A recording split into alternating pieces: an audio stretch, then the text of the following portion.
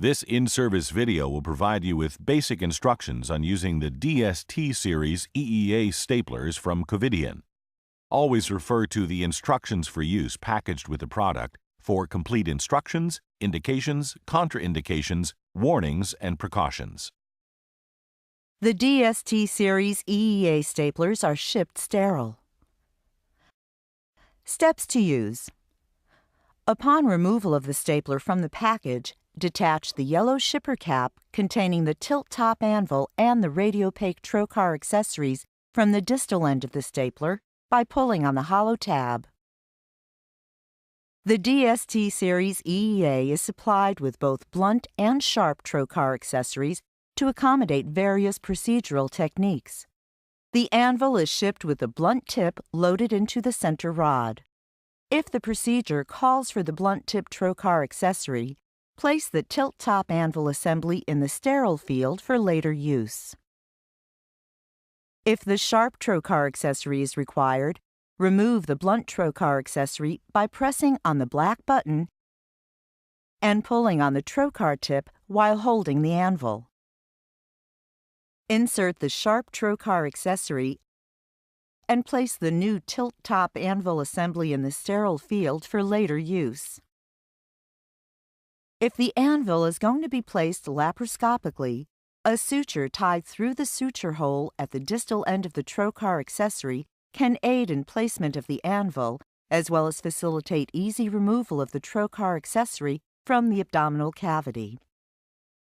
If an anvil trocar tip is not required for the procedure, simply remove the blunt trocar accessory and place the tilt-top anvil in the sterile field for later use. If a DST Series EEA 25mm or 21mm stapler is to be used in conjunction with transesophageal delivery of the tilt-top anvil, the corresponding sized EEA Orville device should be utilized. The EEA Orville is supplied in a sterile peel pack. Upon removal from the package, the EEA Orville is ready to be used. The bulb tip of the Orville should be inserted into the appropriate structure, for example, the esophagus. Advance the delivery tube to the point where the anastomosis is desired. Create a small incision in the structure and advance the delivery tube through the incision to the point that the plastic collar on the tilt-top anvil center rod is fully visible. Cut only one leg of the anvil retaining suture to separate the tube and suture from the tilt-top anvil. Remove the delivery tube and the attached suture from the patient and continue with the procedure. Removal of the tube will pull the suture from the anvil, providing only one leg of the suture has been cut.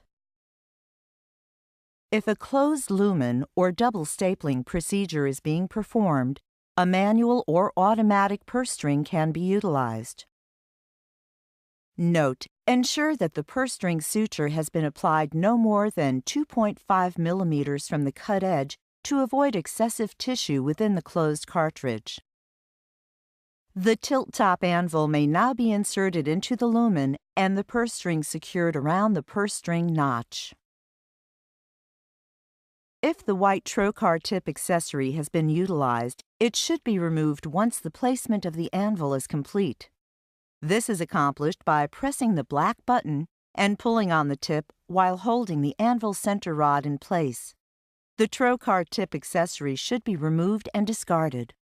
The distal bowel may be stapled using the DST Series TA45 stapler and transected with a scalpel. The DST Series EEA is supplied with the integrated trocar completely within the confines of the cartridge as shown. The DST Series EEA staplers should not be used if the tissue is stretched or thinned out by introducing a cartridge that is too large for the diameter of the structure. Reusable sizers are available to evaluate the size of the structures and help in the selection of the proper size stapler. To pierce tissue, the instrument is inserted up the closed lumen to be anastomosed, and the integrated trocar is extended by turning the wing nut counterclockwise, as indicated by the instrument graphic. until the tissue is pierced and the instrument shaft is fully extended. Ensure the integrated trocar is extended through the center of the existing staple line to avoid tissue bunching on the side of the center rod. Note: when piercing tissue with the integrated trocar, keep the puncture site visualized at all times to prevent inadvertent damage to surrounding structures. Once the integrated trocar is fully extended, ensure that the orange band is visible through the tissue to be anastomosed. This will ensure proper mating of the tilt-top anvil and the instrument. Next, hold the grasping notch of the tilt-top anvil with an endo-Babcock instrument clamp. Mate the anvil to the instrument by pushing firmly until the tilt-top anvil clicks into its fully seated position.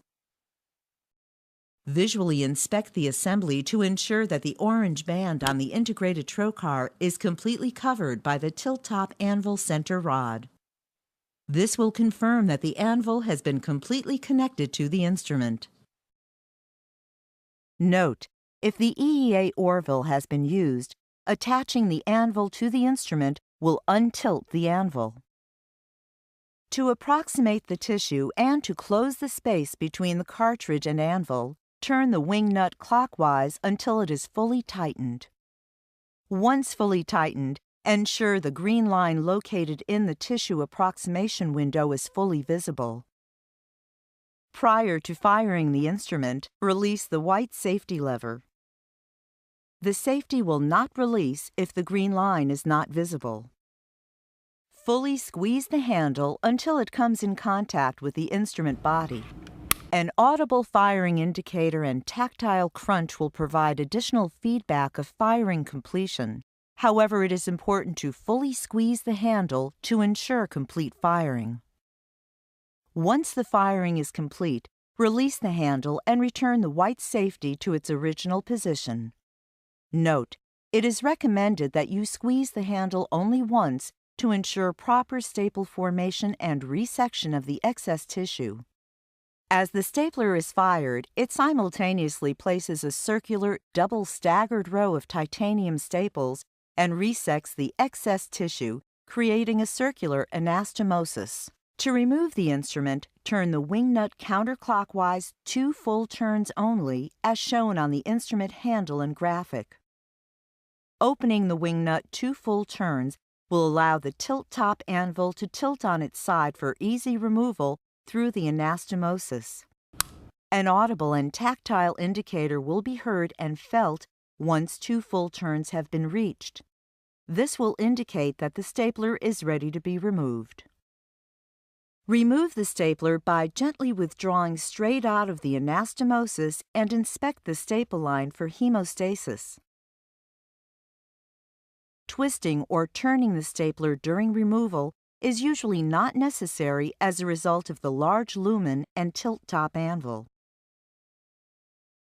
Inspect the tissue specimens to ensure that all tissue layers have been incorporated in the anastomosis. The DST Series EEA Staplers come in a blister pack color-coded according to the diameter of the stapler. The 21mm staplers are color-coded aqua. The 25mm staplers are color-coded white. The 28mm staplers are color-coded blue. The 31mm staplers are color-coded green. The 33mm staplers are color-coded yellow. The DST Series EEA staplers come in 2 different shaft lengths. A 22 cm length is available for open and colorectal procedures. A 35 cm extra long length is also offered, providing the longest reach available for laparoscopic procedures. Additionally, the DST Series EEA staplers are the first circular staplers with 3.5 mm staples on certain sizes. The 21mm, 25mm, and 28mm staplers are available with either 3.5mm or 4.8mm staples. The 31mm and 33mm staplers are available with 4.8 millimeter staples only. The staple length is indicated on the blister lid, the instrument box, and the head of the instrument itself. The diameter of the stapler is also indicated on the instrument head for easy identification. For more information about the Covidien DST Series EEA Staplers, please refer to the Instructions for Use or refer to the Covidien Surgical Devices product catalog at www.covidien.com/autosuture.